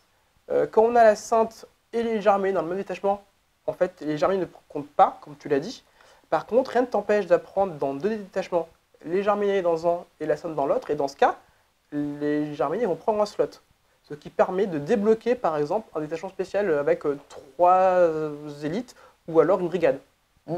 Donc, on peut jouer en Sista avec les persos qu'on met pour débloquer ou pas les autres comme on veut. Donc ça, c'est assez malin. C'est pas de base, c'est dans le même détachement. On continue dans les élites et on va taper justement sur une des pépites de ce codex. C'est les Repentia Squad. Elles valent 15 points pièce. Elles bougent de 6, elles touchent à 3 au corps à corps, au tir, force 3, endurance 3, 1 point de vie, 2 attaques. Commandement de 8 et une sauvegarde à 7. Elles ont acte de foi et bouclier de foi. Elles ont donc une sauvegarde invulnérable à 6 et surtout, elles sont équipées d'Eviscerator de Pénitent qui fait force x2, PA-2, damage flat 2, à savoir qu'on devra soustraire 1 au jet de touche quand on tape avec. Au niveau de leurs mots-clés, elles sont parfaitement éligibles justement aux différents buffs qu'on va pouvoir retrouver, aussi bien au niveau justement de l'ordre que du ministérium. Qu'est-ce que tu peux nous dire sur elles? Comment est-ce qu'elles se jouent? Est-ce qu'elles sont fortes? Et comment les synergisent? Alors, la bonne nouvelle de ce mini-codex, c'est que les Repentia sont peut-être, dans cette version, la version la plus jouable depuis très longtemps. Elles ne sont pas encore pour moi ultimes, mais elles sont jouables. C'est-à-dire qu'en fait, on va devoir les buffer. Toute seule, le profil n'est pas sexy. Maintenant, on se rappelle de tous les buffs qu'on va avoir. Donc on va avoir des sœurs qui sont en 4+1 vue, Feel No Pain Assist si on a le bon ordre. Ou alors plus 1 pour tenter le double frappe. Donc c'est fort. Le plus en force, le plus en force, plus attaque. Donc en fait, il y a pas mal de buffs qui les rendent plus dangereuses. Plus le prêtre qui font qu'elle passe à 3 attaques. Plus, on verra juste après, la chef des Repentia qui leur permet de reroller la charge, reroller pour les touches. Donc 4+, reroll pour toucher. Donc elles ont plein de buffs. Au final, elles feront du dégât. Donc c'est mieux que depuis très longtemps. Enfin, depuis le début en fait. Elles n'ont jamais été aussi bonnes. Donc je pense qu'on en verra des Repentia de nouveau. Il faut savoir qu'elles sont jouables jusqu'à 9. Oui. Et c'est donc pile poil bien pour enchaîner avec la Mistress of Repentance, donc leur chef, puisque dans un rhino, il y a 10 places. C'est ça. Combien coûte la Mistress of Repentance? 35 points si je ne me trompe pas, et je ne me trompe pas. Yes. Alors, elle, c'est un petit peu la maman, elle a le même profil, sauf que c'est un personnage. Elle a un peu de ventre d'ailleurs. Oui, c'est vrai qu'elle est un peu grassouille. Elle va avoir le même profil, sous-entendu, elle bouge de 6, elle touche à 3 au corps à corps, au tir, force 3, endurance 3, 4 points de vie, 3 attaques, commandement de 8 et une sauvegarde à 3. Elle est équipée de neurofouets qui font force 3, donc force utilisateur, PA-2, damage 1, ajouté 1 au jet de blessure des attaques effectuées avec cette arme. Si la plus haute caractéristique de commandement de l'unité ciblée est inférieure à 8 autres que les véhicules. Elle va surtout avoir les aptitudes dont tu as commencé à parler tout à l'heure. Exhortation, vous pouvez relancer les jets d'advance de charge de touche pour les unités Repentia ordre, amis à 6 pouces ou moins de cette figurine lorsque les dés sont jetés. Maîtresse de Repentia, si votre arme est réglementaire, cette figurine n'occupe pas de case dans un détachement qui comprend au moins une unité Repentia squad. Comme je l'ai dit tout à l'heure, on peut aussi tricher pour aller justement débloquer ces slots-là. Est-ce que tu la jouerais systématiquement quand tu joues des Repentia? Oui. Et est-ce que tu jouerais soit une Repentia de moins, donc à 8 plus celle, 9 plus un prêtre, 10 pour que ça soit un rhino, ou est-ce que justement tu ferais le plus le cochon et tu ferais 2 rhinos? Moi, je ferais pire que ça. Je ferais un rhino, un immolator. Et ça, c'est chaud. C'est ça. Je dirais même. On enchaîne avec, toujours dans les élites, les Célestian Squad. C'est un petit peu les vétérans des Sista, puisqu'elles coûtent 11 points pièce. Yes. Elles ont le même profil, sauf qu'elles vont avoir plus en CC, puisqu'elles vont toucher à 3 au corps à corps, 4 au tir, force 3, endurance 3, 1 point de vie, 2 attaques et pas une, donc elles ont une attaque de plus. Un meilleur commandement, puisqu'elles passent de 7 à 8 et donc de 8 à 9 sur la sœur supérieure. Toujours une sauvegarde à 3, jouable de 5 à 10. Et c'est toujours pareil, même en effectif minimum, on va pouvoir avoir une arme spé et une arme spé ou une arme lourde en plus. Et toujours pareil, sur la Célestiane supérieure, on peut pouvoir avoir une arme de tir, une arme de mêlée ou une épée tronçonneuse. Tout à fait, qui est gratuite. Autant la prendre. Yes. On pourra aussi équiper une Célestiane qui n'aura pas décidé de prendre une arme spé par un simulacrum impérialiste. Et elles vont avoir surtout les aptitudes acte de foi qu'on connaît, bouclier de foi et garde rapprochée. Vous pouvez lancer un D6 chaque fois qu'un personnage ordre ami perd un PV en étant à 3 pouces ou moins de cette unité sur 2+. Une figurine de cette unité a intercepté la touche. Le personnage ne perd pas son PV, mais cette unité subit une blessure mortelle. En fait, c'est fluff. Alors, depuis quelques temps, c'était à la base des squads de garde rapprochés. Hein. Ils expliquaient dans le fluff, ils accompagnaient des prêtres, des gens importants. Donc c'est normal qu'elles aient cette règle. Il n'empêche que les Célestiennes sont un peu chères. Non pas par rapport à ce qu'elles font, hein, mais par rapport à une sœur. On 2 points de plus pour avoir une attaque de plus. Et plus en CC, c'est bien, mais la sœur est pas dans notre close. Enfin, en tout cas, la sœur n'est pas une figurine de close. Pour moi, c'est des systèmes qui ont le cul entre deux chaises. En fait, à une époque, c'était une unité de close. Mais elles ont plus les buffs qu'elles avaient à l'époque pour pouvoir aller au close aussi bien qu'avant. Donc malheureusement, elles vont plutôt tirer. Toujours dans les élites, on va parler du prêtre. Il ne vaut que 25 points. Il a l'aptitude zélote, donc il va pouvoir fiabiliser lui en tout cas ses petites attaques. Elles sont petites. Il a un profil standard puisqu'il bouge de 6, c'est un humain, il touche à 4 au corps à corps, 4 au tir, force 3, endurance 3, 4 points de vie, 3 attaques, commandement de 7 et une sauvegarde à 6. Si on l'aime, c'est plutôt pour hymne de guerre, tout comme les personnages dont on parlait tout à l'heure. Ajoutez 1 à la caractéristique d'attaque des unités d'infanterie Adeptas Ministerium et Astra Militarium amis à 6 pouces ou moins d'un Ministerium Priest. Aussi, icône de l'Ecclésiarchie, soustrayez 1 à la caractéristique de commandement des unités KO à 3 pouces ou moins de cette figurine et une invulnérable à 4. Qu'est-ce que tu peux nous dire pour lui? Mais on rappelle qu'il ne vaut que 25 points. Bah, son prix fait tout pour lui en fait. C'est en missionnaire en moins cher. Alors, pour petite info, en fait, pour tous ceux qui veulent chercher s'ils peuvent jouer leur figurine de prêtre avec fusil plasma, non, ce n'est pas possible. Donc, il n'y a pas d'option pour ni le missionnaire ni le prêtre. Donc, ils sont juste équipements de base. Mais pour son coût, pour moi, il permet d'avoir un perso pas cher qui en plus donne un buff à toute l'armée. Alors, excuse-moi, je rejoins parfaitement ce que tu dis. On va quand même noter que le personnage prêtre de Blackstone Fortress est complètement jouable et lui est un petit peu plus punchy au corps à corps puisqu'il a une masse énergétique. C'est ça. Il va se comparer au Missionary qu'on a vu au début. C'est en QG aussi. Il coûtera le prix du Rire Jacobius. Il ne donnera pas le bonus pour la fuite. Par contre, en fait, il sera plus punchy que les deux autres. Yes. On enchaîne ensuite avec deux petits personnages qui valent 30 points. On va avoir l'hospitalière qui a un profil complètement standard. Elle bouge de 6, elle touche à 4 au corps à corps, à 3 au tir, force 3, endurance 3, 4 points de vie, 2 attaques, commandement de 8 et une sauvegarde à 3+.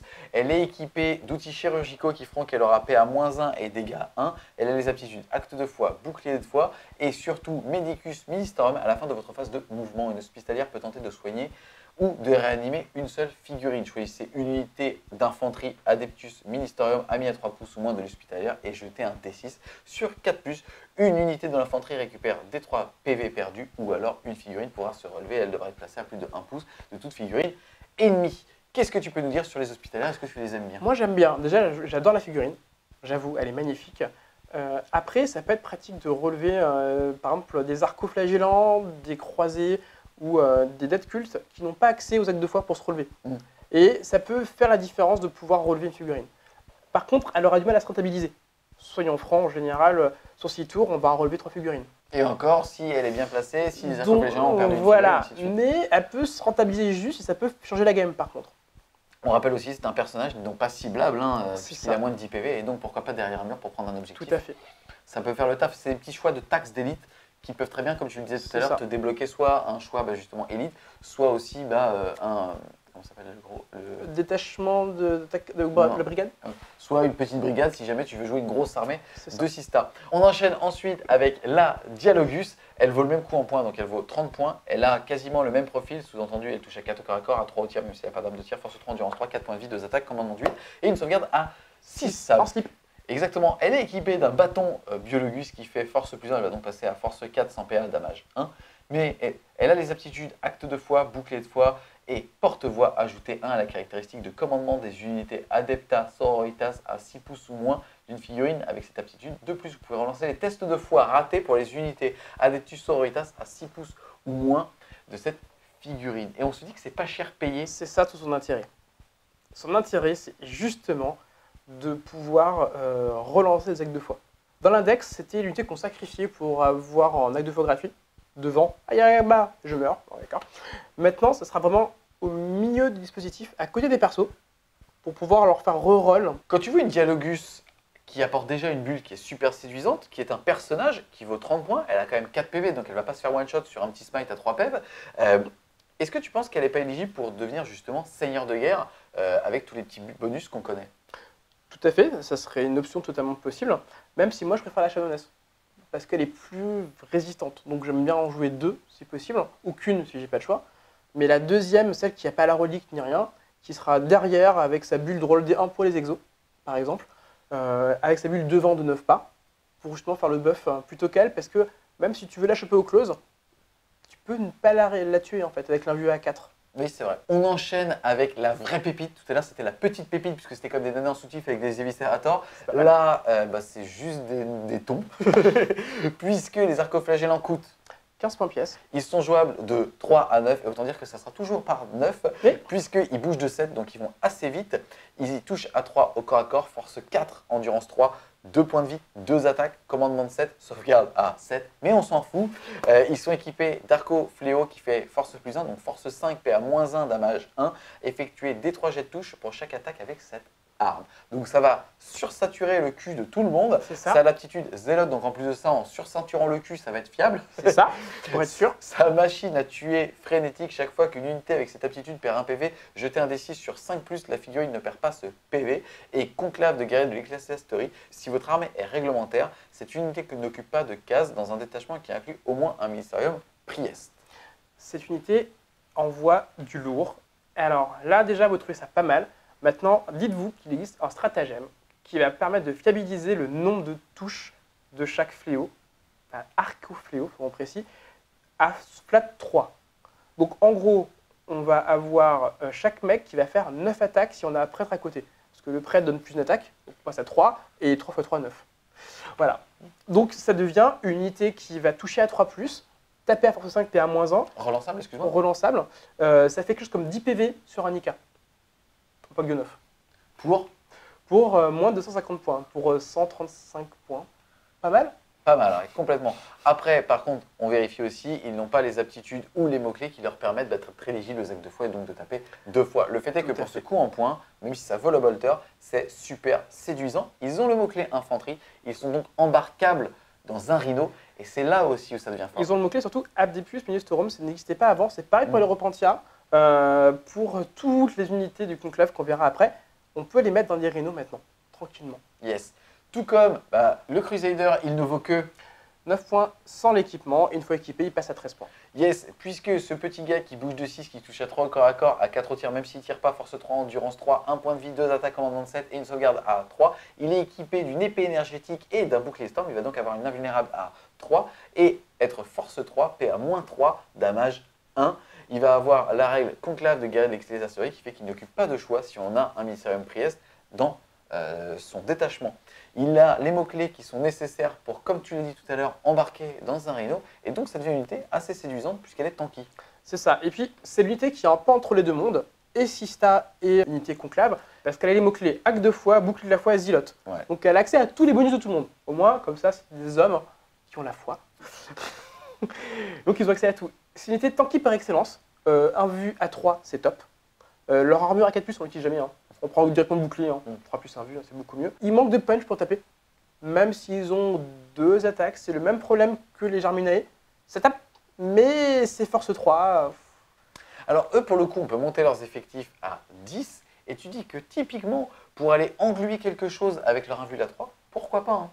C'est ça, sachant qu'on se rappelle que l'assista a plein de choses pour pas fuir. Et ils ont accès à tous les bonus de l'assista. Aussi bien le prêtre qui va faire qu'ils vont fuir sans 4+, bah non, je suis pas. Aussi bien le plus en commandement des bonus, aussi bien l'acte de foi qui fait que non. Il y a plein de choses pour fait qu'ils ne vont pas fuir et ils peuvent se relever si jamais il y a des morts avec l'acte de foi pour relever des figurines. Donc il y a vraiment plein de choses. C'est vraiment l'unité pour gluer, comme tu disais. On a l'unité donc avant pour faire des trous et là on a l'unité pour faire la glu. Ouais, complètement, ouais. Tu as une autre unité qui peut permettre justement de pas mal saturer, c'est les Death Cult assassins. Ça fait plaisir en fait de voir que dans ce codex, ils ont réussi justement, comme dans les anciennes versions des Sœurs de Bataille, des Witch Hunters, de pouvoir tout mettre dedans. C'est ça. Et les cultistes de parc, si je dis pas de bêtises, C'est ça, leur ancien nom c'était ça. Ouais. Là, ils sont jouables, ils valent 17 points. Ils sont jouables de 2 à 10, ils bougent de 7, donc c'est assez agressif quand même. Ils touchent à 3 au corps à corps, à 4 au tir, ils ont force 4, PA-2 damage 1, une endurance de 3, 1 point de vie, 4 attaques, commandement de 7 et une sauvegarde à 5, à savoir que c'est une sauvegarde invulnérable à 5. Ils ont la règle zélote et tout comme les autres, ils ont la règle concave guerrier de l'ecclésiarchie qui fait qu'ils n'utilisent pas de slot de signer un prêtre. Qu'est-ce que tu peux me dire sur eux? Peut-être un petit peu cher, mais c'est pareil, ça sature à forte PA.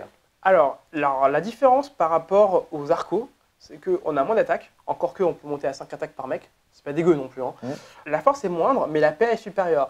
Donc c'est un peu pareil, en fait, on va, selon contre quoi on veut jouer, on va prendre l'un ou l'autre.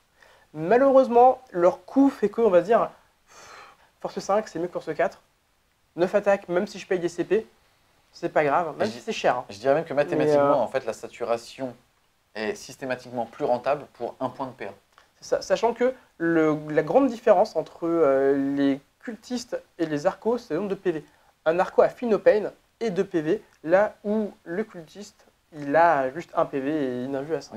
On enchaîne cette fois-ci avec les attaques rapides, avec les Séraphim Squad, peut-être les sœurs de bataille les plus charismatiques et les plus connues justement du codex. Tout à fait. Elles vont coûter 11 points pièce. sont jouables de 5 à 10 et ce sont tout simplement des sœurs avec des réacteurs dorsaux puisqu'elles bougent de 12. Elles touchent à 3 au corps à corps, 3 au tir, force 3, endurance 3, 1 point de vie, une attaque, commandement 7, sauvegarde à 3 et la sœur supérieure va avoir une attaque de plus et un point de commandement supplémentaire. Mais surtout, la grande différence, elles ont 2 pistolets.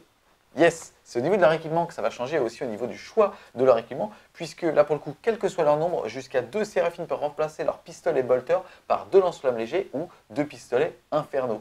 Les pistolets bolter, c'est des pistolets standards qui ont portée 12, pistolet 1, force 4 sans période damage 1. Les lance-flammes légers, c'est portée 6 pouces, pistolet D6 et puis D3, force 3 sans période damage 1 qui touche automatiquement bien évidemment sa cible. Et pistolet infernaux, c'est pistolet portée 6 pouces, pistolet 1, force 8, PA-4, damage D6. Et tout comme les fuseurs, on pourra, si on est à mi-portée, jeter 2D6 pour le nombre de dégâts et défausser le plus bas. Elles vont avoir les aptitudes visage angélique améliorée de 1, la sauvegarde accordée à cette unité par l'aptitude bouclier 2 fois jusqu'à un maximum de 3+, et frappe aérienne qui fait qu'elles peuvent être mises dans le ciel et elles arriveront à partir du tour 2 à plus de 9 pouces de toute figurine ennemie à la fin de la phase de mouvement. Elles ont le mot-clé vol, ce qui est quand même assez positif. Qu'est-ce que tu peux nous dire sur elles et quels stratagèmes elles ont en spécifique? Alors déjà, leur stratagème spécifique, c'est celui qu'on a vu sur le site de Games, qui est Descente des anges ou quelque chose comme ça, je ne sais plus exactement le nom, qui permet à l'unité de tirer avec ses pistolets lance-flammes uniquement, malheureusement, à 12 pas, plutôt que 6 pas. Donc elle double la distance de tir. Alors, elle tombe du ciel, elle tire en phase de mouvement avec à 12 pouces. Avec tout ce qui peut tirer, donc ça veut dire aussi les pistolets bolter, plus les lance-flammes, et après elle pourra retirer normalement durant la phase de tir, donc sans les lance-flammes. Voilà, donc ça veut dire que, en fait, tout le monde pense, en fait, je vais pouvoir tirer avec les lance-flammes, ça peut être bien, mais si tu mets un pack de 10 séraphines en fait, elles vont tirer avec, elles vont toutes faire 2 tirs, donc ça fait, tout le monde va tirer 2 fois, plus les pistolets lance-flammes aussi, et je vais retirer encore en phase de tir. Mine de rien, ça peut être la blague. Ouais. Si le mec ne pense pas pour 1 CP, c'est gratuit, tant le faire. Yes.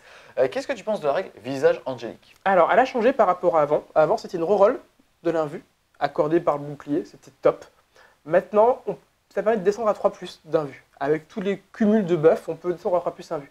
C'est bien. Au final, elles sont plus solides qu'avant, parce qu'avant, la 5+ reroll, c'est équivalent de 4+. Là, on est directement à 3+, c'est le cran au-dessus. Leur plus gros défaut, c'est vu qu'on a perdu le double move deck 2 fois, automatiquement, l'unité qui était top devient juste moyenne, parce que de par la portée de ses armes, 6 pas, armes spéciales, on aura du mal à les amener à une portée efficiente. Alors, ce serait une zone de danger, mais l'adversaire pourrait essayer de les tuer avant. Enfin, c'est plus compliqué maintenant de les manipuler qu'avant. Surtout le pistolet inferno d'ailleurs. Oui, parce que dans le meilleur des cas, elles bougent de 12, elles vont être capables d'utiliser l'acte 2 fois qui leur permet d'ajouter 3, elles vont donc passer à 15 de portée, plus le pistolet 6, ça fait à peine 21 pas de portée effectif. Donc c'est vrai que pour aller chercher de l'antichar, c'est compliqué. C'est compliqué, sachant qu'en plus, avant, elles bénéficiaient de tous les actes 2 fois. Le double tir, le double move, c'était des plays sur des séraphines. En fait, en anglais, on les appelle les WAPs. Parce que les gaps, c'était exactement le jeu. J'agresse, je mets au close, tu sors pas du close, tu oublies, je te retire dessus au close. C'était une plaie. Maintenant, elles le seront beaucoup moins malheureusement. On enchaîne avec certainement l'unité la plus punchy du codex, en tout cas côté sœurs de bataille, avec les Dominion Squad. Ils coûtent 1 point de plus que les sœurs de base puisqu'ils sont à 10 points, ils sont jouables de 5 à 10. La sœur supérieure, comme pour l'ensemble des sistas, va pouvoir prendre soit une arme de tir, soit une arme de mêlée, soit une épée tronçonneuse gratos, soit remplacer son pistolet. Et c'est surtout pour leurs aptitudes que justement elles vont être golden. Ils vont avoir acte de foi, bouclier de foi et surtout avant-garde. Une fois les deux camps déployés, mais avant que le premier joueur n'entame son tour, cette unité peut se déplacer comme s'il s'agissait de la phase de mouvement. Cette unité ne peut pas terminer son mouvement à 9 pouces ou moins de toute figurine ennemie. Si les deux joueurs ont des unités qui peuvent agir ainsi, le joueur qui a le premier tour déplace ses unités en premier. C'est top. C'est juste top. Super fort. À noter quand même que si elles sont embarquées dans un transport et que le transport est 100% rempli de figurines qui ont la règle avant-garde, alors le transport a cette règle. Et c'est là où c'est super fort. Qui est fort. En fait, il faut voir que souvent les gens veulent le jouer de manière agressive. Dire je suis là, j'avance vers l'adversaire. Il faut se rendre compte que c'est aussi un buff défensif. Enfin, un buff, plutôt une capacité défensive. Je commence, oui, j'agresse dans l'adversaire avec des minions qui vont te sauter à la gorge T1. Je commence pas, bah en fait, un joueur malin va se dire, ok, j'ai une ruine, je me mets derrière la ruine, tu me vois plus. Donc en fait, c'est vraiment une capacité de redéploiement super fort. Tous ceux qui peuvent se redéployer est super fort. Surtout, excuse-moi, mais justement avec l'arrivée du Chapter Approve 2018 qui est tout frais, avec des nouveaux scénarios, avec surtout une cinématique de début de game qui est complètement différente, ou au contraire, bah, tu sais quoi, je me mets tout ici, et toi, tu penses pouvoir commencer, et bah finalement, je vais me cacher. Et ça change tout en fait. C'est ça. Et c'est vraiment quelque chose que je trouve super fort. Il y a peu d'armées qui en ont encore. Yes. La GI, il a encore, avec les sentinelles par exemple, mais c'est de moins en moins présent, vu qu'ils ont nerfé tous ces buffs d'arrivée, et s'il y en a beaucoup moins, c'est utile. Et en plus, le truc qui peut frustrer, c'est que si un mec joue avec des FEP, tu peux faire un double mouvement, puis rebouger. La distance que tu prends sur une table sur un mec qui a mis des FEP et qu'il n'a pas bien pensé, c'est juste immonde avec. On passe maintenant au choix de soutien et bah, le chéri des sœurs de bataille, à savoir l'exorciste, qui était vraiment ce qui faisait que le codex pouvait être craint à l'époque, en tout cas dans les anciennes versions. Ça va être un petit peu cassé du temps de l'index avec malheureusement des dégâts qui étaient trop petits puisque c'était D3 et il coûtait très cher. Là, il va être à 125 points, c'est le châssis qui fait peur. Châssis avec un profil dégressif qui fait qu'à plein potentiel, il va bouger de 12, il va toucher à 3. Il va avoir une force de 7, une endurance de 8. Endurance de 8 pour un châssis comme ça, c'est quand même pas cher payé. C'est un Exactement. 12 points de vie, commandement de 7, on s'en fout, et une sauvegarde à 3. Si on l'aime, c'est grâce à son lance-missile exorciste porté 48 pouces, lourd, D6, force 8, PA-4, damage D6. Enfin, ils ont compris. Exactement. On n'oublie pas ses aptitudes, à savoir bouclier de foi, qui en font potentiellement un anti-psy, qu'il ait une sauvegarde invulnérable à 6. Il a le mot-clé ordre, mais à côté de ça, il n'est pas éligible au bonus des ordres. Il va donc quand même pouvoir buffer son invulnérable de 6 à 5, voire à 4 avec les bons personnages. C'est ça. Encore une fois, lourd D6, force 8, PA-4, damage D6 pour 125 points. C'est pas cher. Non, alors c'est toujours aléatoire. Du coup, je conseille d'en jouer 2. En fait, ça 2 va lisser les stats. 3, c'est encore mieux. Hein. Mais 2, s'il y a un frein 1, peut faire un 6. Du coup, c'est bon. C'est fort. Ça peut faire un trou extraordinaire dans n'importe quoi. Ou rien. Hein. On peut faire des dégâts 1-1-1 et puis arrête, d'accord. Ou faire des dégâts 6-6-6, exploser un Nika en tour. Donc du coup, c'est fort. Et il est vraiment intéressant, il est résistant. Il synergise très bien en fait avec l'armée parce que tu parlais du fait que les Sistas avaient du mal à faire des dégâts. Alors certes, ça peut saturer à coup de symbolteur. Le fait est que lui, il va faire justement tout ce qui est à l'opposé. Et en plus de ça, il va être putain de tanky, comme on l'a dit, avec une invulnérable à 4 et une endurance de 8. Et la figue est magnifique. Et la figue est magnifique. Et alors, en plus, vu qu'on joue avec la figurine, alors tout le monde la voit. Mais vu qu'elle est résistante, c'est pas grave, mais elle voit tout le monde aussi. C'est un peu le dune crawler finalement des Sistas. Tout à fait. C'est super fort. On enchaîne ensuite avec les Retributor Squad, l'équivalent des Devastators, à savoir une escouade de Sistas qui va le même prix que les Sistas. Ils sont à 9 points en corset. Ils sont jouables de 5 à 10 si jamais vous voulez des PV tampons. Et jusqu'à 4 Retributors peuvent remplacer leur bolter par une arme de la liste arme lourde, sous-entendu généralement du bolter, du lance-flamme lourd ou du multifuseur. C'est ça, il n'y a rien de particulier à dire. C'est le pendant arme lourde des minions. Elles n'ont pas de buff particulier comme les minions d'avant-garde. C'est juste qu'elles sont là pour tirer fort. C'est le soutien à patte de l'armée. On n'oublie pas, excuse-moi, mais que pour la plupart de ces armes, elles ont quand même une très bonne portée, puisque ça va de 24 à 36, et qu'elles ont acte de foi. On va donc être capable d'utiliser un acte de foi synergisé aussi avec le stratagème dont on a parlé tout à l'heure. Tout à fait. Et une unité qui est au chaud, comme ça, potentiellement dans une ruine avec une 2+, pour 9 points pièce, avoir des PV tampons, ça peut être super rentable. C'est pas intéressant. En fait, c'est toujours pareil. La Sista, pour moi, est une armée qui va résister. Il faut juste maintenant réussir à lui faire assez de dégâts de manière localisée. Et on finit les soutiens, encore une fois aussi avec une unité ultra charismatique de ce codex qui était sorti malheureusement justement des détachements Sista pendant l'index. C'est ça. Là, c'est complètement intégrable. C'est la machine de pénitence. Elle vaut 100 points. Elles sont jouables de 1 à 3 pour une seule et même unité. C'est donc un escadron. Au niveau de leur profil, elles bougent de 7. Ils touchent à 3 au corps à corps, à 5 au tir, mais ils s'en foutent. Force 5, endurance 6, 7 points de vie, 4 attaques, commandement de 8 et une sauvegarde à 4. Ils sont équipés de 2 lance-flammes lourds qui vont donc faire 2d6 touches à portée 8 de force 5, PA-1, damage 1 et de 6 circulaires qui font force x2, donc force 10, PA-3, damage flat 3. Et on rappelle qu'ils touchent à 3 au corps à corps. Au niveau des aptitudes, ils vont avoir Zélote. En plus de ça, ils vont être ultra fiables. Rédemption désespérée, cette unité peut combattre 2 fois lors de chaque phase de combat. Et machine à tuer frénétique qui leur fait un insensible à la douleur à 5.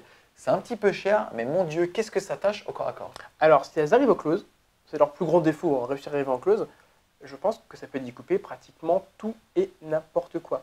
Toujours pareil, les buffs du prêtre marchent. Donc ça veut dire qu'une escouade qui est apportée dans le prêtre, c'est 5 attaques par figurine. Enfin, 5 attaques. Donc les 3, ça fait 15 attaques. Et après, elle retape encore derrière.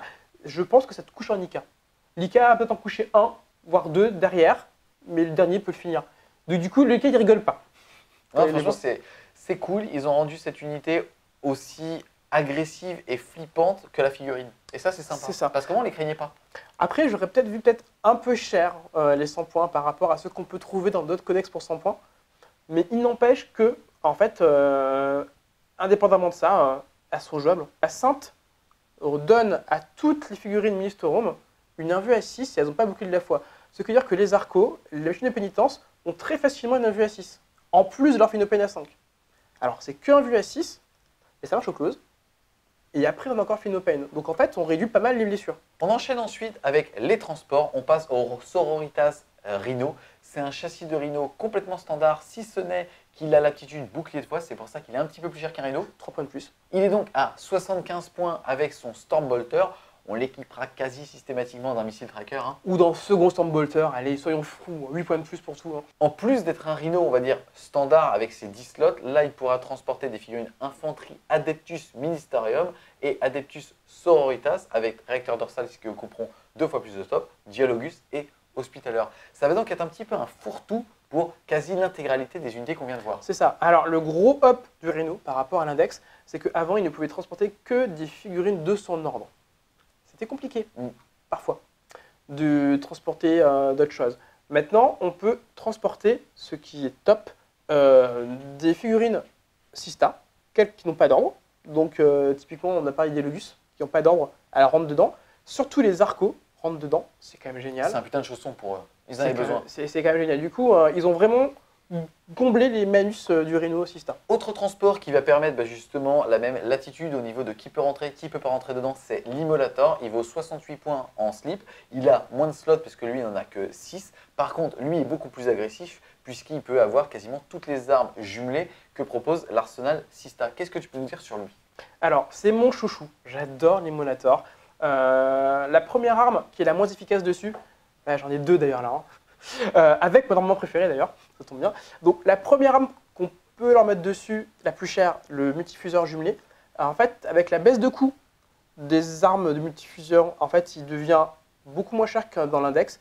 Il monte du coup à 108 points si je ne me trompe pas avec le multifuseur, c'est pas mal, c'est bien. Après il faut savoir qu'on peut mettre en bolter lourd, donc c'est la version la plus cheap, on en sera pour 85 points. Et ma version préférée, c'est celle avec le lance-flamme Immolation, qui coûte 98 points, en fait, quand on prend cette option-là. Donc, contrairement au Razorback SM, qui ne sait pas utiliser un lance-flamme, chez nous, c'est une arme d'assaut qui tire à 12 pas. C'est surtout qu'il tire à 12 pas, il bouge de 12. Et c'est une arme d'assaut, c'est pas une arme lourde, c'est une arme d'assaut, ce qui veut dire qu'il peut bouger, advance, tirer sans malus à 12 pas. Donc, jusqu'à 30 pas, il va être capable de faire 2d6 tirs touche de force 5, PA-1, damage 1. C'est ça. À 30 pouces. C'est juste génial. Il faut savoir que les gens à une époque craignaient ce lance-flamme d'Immolator qui était différent, au même titre qu'on peut craindre celui du Hellmoon en fait, de la GI. Et c'est un peu toujours le cas parce que c'est assaut. Et tout comme le Rhino, on n'oublie pas qu'il a l'aptitude bouclier de foi, il va donc avoir une invulnérable à 6, et surtout que là, dans cette capacité de projection avec cette arme d'assaut, il va être capable d'être un excellent anti-sort, puisqu'il va pouvoir contrer les sorts sur 1D, utiliser un stratagème pour le faire sur 2D, et ça c'est fort. Et surtout, faire, ton petit cœur, il va être capable de Morino qui est devant, sur un 4+, pas de wartime. Exactement. Ou un Eldar, non, pas de double move. Ouais, pas de dodge jump quand tu es un orc. Oui. Et quand tu le prives de sa faculté de projection, là tes sistas vont quand même avoir quelques tours pour la sfater. On a fait le tour justement de ce codex en bêta. Comme vous pouvez le voir, c'est quand même une excellente surprise. Si vous ne jouez pas Sœur de bataille, les figurines coûtent quand même très très cher en attendant leur refonte en plastique. Maintenant, si vous avez l'occasion justement de les avoir ou tout simplement de partir sur des gammes alternatives style Raging Heroes ou ce genre de figurines, ça permet clairement de jouer. Qu'est-ce que tu peux nous dire, toi, en termes de conclusion sur ce codex et aussi qu'est-ce que tu mettrais dans une liste? Alors déjà, c'est un peu comme SPS Wolf, pour moi, l'armée Sista, c'est une armée qui va compter sur ses persos. C'est un jeu de combo autour des persos. quel que soit ce qu'on veut faire, on va avoir besoin d'aura, de persos. Donc des prêtres, donc ceux qui avaient une belle collection de prêtres vont pouvoir la sortir, c'est top. Des héros Sista classiques, donc Chanois, la Sainte, on va pouvoir les jouer et bénéficier, donc ça aussi c'est top. Et après, tout va être autour des unités qu'on mettra autour. Donc l'exo revient, chose qui est top, parce qu'on ne l'avait pas vu depuis quelques temps. On va peut-être perdre les séraphines, mais on aura toujours les 2 millions, parce qu'elles ont toujours la capacité de nuisance.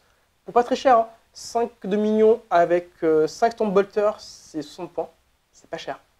Qui font bouger un véhicule si on veut avant, ou se redéployer, c'est quand même top. Les sorts de base sont toujours aussi efficaces dans leur rôle de pas cher, TP, bloquer les TP pour point de vie, pour prendre des objets. En fait, on va avoir plein de choix différents. Donc moi, j'aime beaucoup actuellement l'Arco, parce qu'un Arco dans un Rhino en 4+1 vue, ben, il est assez bien au chaud, et si on t'agresse, ben, tu as un contre-close de malade. On a vu, excuse-moi, donc là aussi le coup en point de certaines unités, c'est une armée qui est assez permissive dans ce qu'on va mettre dans une liste. Parce que comme rien ne coûte très cher, on va être capable de se faire plaisir quand même avec des petits rhinos. Je pense quand même que le nerf de la guerre va être les listes avec des châssis véhiculés pour pouvoir justement avoir une bonne capacité de projection et surtout une protection. Parce que l'endurance 3, ça se couche au bolter quand même. C'est ça, et du coup, tomber un véhicule avec une endurance de 7 ou 8 et une invue à 4, c'est long. Donc une fois qu'on a réussi à casser le châssis et après il faut encore tuer les sorts derrière, ça peut être long. Donc selon qu'on va jouer les sorts de close, des closes avec le plus en force, les sorts qui vont être no pain pour mieux tenir, ou celles qui vont faire des actes plus facilement, en fait ça peut être est-ce que j'aurai le temps en 5-6 tours de tuer tout le monde en fait. Comme tu dis, je mets 200 figurines, enfin tu pourras pas, mais aussi mettre 100-150 figurines de sorts, et plus les quelques châssis qui sont autour, c'est vite long pour le mec pour tout tuer. Donc il y a des moyens de frustrer l'adversaire sous une armée qui fait peu de dégâts au final, mais qui est longue à tuer. On est encore une fois sur un codex en bêta. Tout à fait. C'est un codex qui va devoir normalement courir jusqu'à septembre-octobre 2019. Quels sont toi tes choix, tes regrets par rapport à justement ce bêta-là? Alors je suis assez content quand même sur ce codex bêta, au final, parce qu'il y a plein de choses qui permettent d'attendre, des vraies reliques. Alors certes, on n'a pas des reliques ou des stratagèmes par ordre comme moi dans un vrai codex. C'est pas grave. On a des choses génériques qui marchent avec tout le monde, ça suffit. On a du choix. Des choses moins bien et bien, c'est pas grave. On a en tout cas du choix et des choses qui sont intéressantes. Donc je suis assez content. Il n'y a pas de choses particulièrement différentes de l'index dans les unités. En fait, ils n'ont pas transformé totalement l'unité à autre chose. Ils ont donné des buffs, donc ça reste cohérent. Comme je me disais, mon seul regret, c'est quand même les actes de foi qui ont baissé par rapport à l'index, qui était trop fort. Mais surtout qui sont durs à lancer. Instable. On peut fiabiliser avec un +1 et une reroll qui se cumulent. C'est bien, hein. On met en +2, mais ça reste quand même compliqué à mettre en place. Et se baser dessus, je trouve que c'est peut-être un peu bancal pour le moment. Est-ce que tu penses que c'est une armée à frustration aussi bien pour celui qui l'a en main ou pour celui qui la prend dans le cul? Alors, elle sera moins frustrante que l'index. J'ai frustré des joueurs avec l'index en les tables rason de T2 avec de la Sista. C'était faisable, oui. Parce que j'agressais tellement vite T1 avec trop de choses qu'il ne pouvait pas tout gérer. Il y aura plus cette frustration adverse. Par contre, le joueur Sista, lui, sera frustré inversement parce qu'il va subir.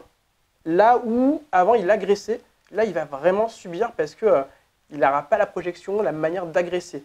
Donc, une des solutions pour la Sista, c'est d'aller chercher un allié. Du coup, je pense que pour éviter que les joueurs se frustrent, jouer Sista allié quelque chose qui compense cette projection qui manque à la Sista peut avoir une armée assez équilibrée en fait. Tu parles justement d'aller chercher des alliés. On pense directement à Lika parce que ça va lui permettre d'avoir beaucoup plus de punch. Peut-être aussi d'avoir un espèce d'aimant à tir dans sa liste qui vont permettre au Sista de s'exprimer à gauche, à droite. Tout à fait. On pense historiquement et fluffiquement à l'Astra Militarum. Aussi. Peut-être du Custodes. À quoi tu penses toi en fait? Alors, en termes de projection, au début j'avais hésité à mettre des Captain Amoto Custo parce que ça se combote très bien avec des châssis en vue à 4 et des persos derrière qui sont inciblables. Et quand il faut, on les sort pour aller punir l'adversaire, chose qui manque à l'assistant. Hein. Donc sans mettre en péril sa défense avec la Sainte qui est au centre, qui fait partie de la défense. Du coup, on a vraiment des missiles qui partent et la défense qui reste, il n'est pas pris pour rentrer dedans. Donc j'avais aussi pensé à la GI parce que ça permet d'avoir des GI en 1 vue à 6 avec la Sainte. C'est toujours intéressant. Et d'avoir une marée et surtout plein de tirs longue distance qui peut manquer à la Sista. Donc avec des Wyverns, avec des mortiers qui vont compenser et la Sista sera devant. encore une fois, la femme devant l'homme, hein. C'est honteux. Hein. Et du coup, qui va pouvoir compenser ce manque de l'assista des assassins. Donc en fait, tous ceux qui va combler ce manque de réaction de l'assistant, en fait, qui est une armée que je trouve un peu en mode tortue actuellement. En fait, ce qui est aussi hyper intéressant en Sista, hein, contrairement à d'autres armées, c'est que la sœur coûte pas cher, les persos sont pas chers, donc c'est assez facile. En points. Oui, ils sont pas chers en points. En argent, c'est plus compliqué, hein. Il y a quelques reins qui tombent parfois, mais en termes de points, c'est pas très cher, donc on peut se permettre d'avoir facilement une brigade, voire un second détachement à côté. Donc c'est quand même cool de se dire qu'on peut mettre toutes ces collections, Séraphine, Sœur, Dominion, Rétributor, Exo, quelques persos Pour à par-ci peine par-là. 1000 points. Hein. Et on a 2000 points, on a tout truc, quoi. C'est vraiment top. Bon, en tout cas, encore une fois, merci beaucoup Mike d'avoir débroussaillé ce nouveau codex en bêta. Codex qui fait plaisir quand même au niveau C'est du clair. paysage de Warhammer 40 000 pour débuter 2019.